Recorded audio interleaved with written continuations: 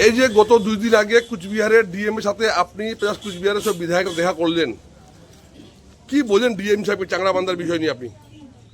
দেখুন, এলাকার ডেভেলপমেন্ট বিষয়ে অনেক রকম কথা হয়েছে।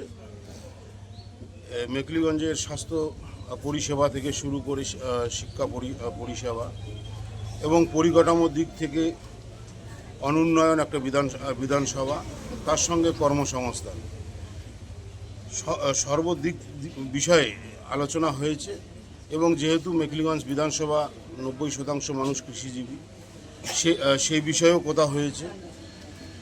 এবং একটু সময় যেতে দিন, মেকলিগঞ্জ বিধানসভার নাম্বারের দিক থেকে 1 নাম্বার হলেও এই 50 বছর পিছিয়ে পড়া একটা বিধানসভা।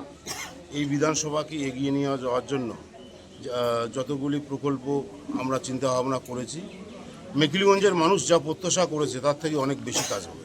Kuchlibari hospital, Changrabandha hospital, Mekliganj hospital বিভিন্ন দিক দিয়ে বঞ্চিত আছে না। দেখুন, কুচলিবাড়িতে হাসপাতাল আছে কিন্তু ডাক্তার ছিল না। আপনারা হয়তো খবর পেয়েছেন, গতকালকেই কুচলিবাড়িতে একজন ডাক্তার দেওয়া হয়েছে। এবং মেকলিগঞ্জ হাসপাতালে ব্লাড ব্যাংক নেই, পোস্টমর্টম নেই, সেই বিষয়ে কথা হয়েছে।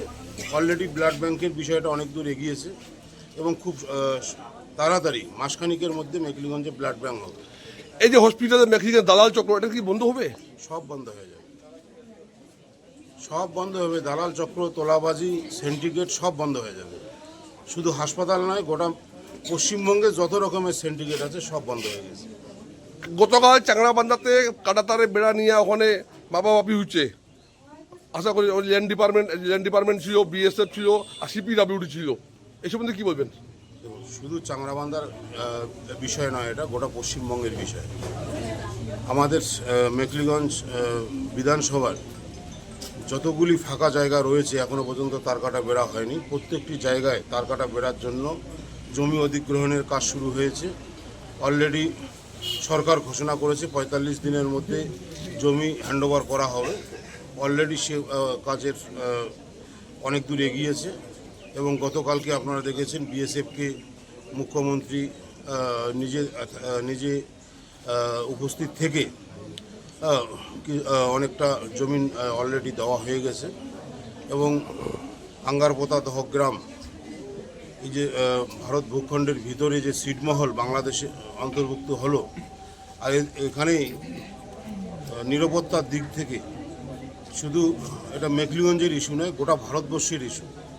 তো স্বাভাবিকভাবে এই অনুপ্রবেশকে বন্ধ করার জন্য সমস্ত জায়গায় কাঁটাতারের বেড়া হবে এবং অলরেডি সে কাজ চলছে এবং 45 দিনের মধ্যে সেটা সম্পূর্ণ হবে। চাংড়াবান্ধার খুব জ্বলন্ত সমস্যা এই যে ট্রাক পার্কিং, লাইট ফাইট সব কিছু মিটার কমপ্লিট হয়ে গেল, তার সত্ত্বেও ওখানে লাইট জ্বলছে, প্রতিনিয়ত ওখানে শুরু হচ্ছে, হ্যারাসমেন্ট হচ্ছে ট্রাক ড্রাইভার, ট্রাক মালিকরা ওখানকার।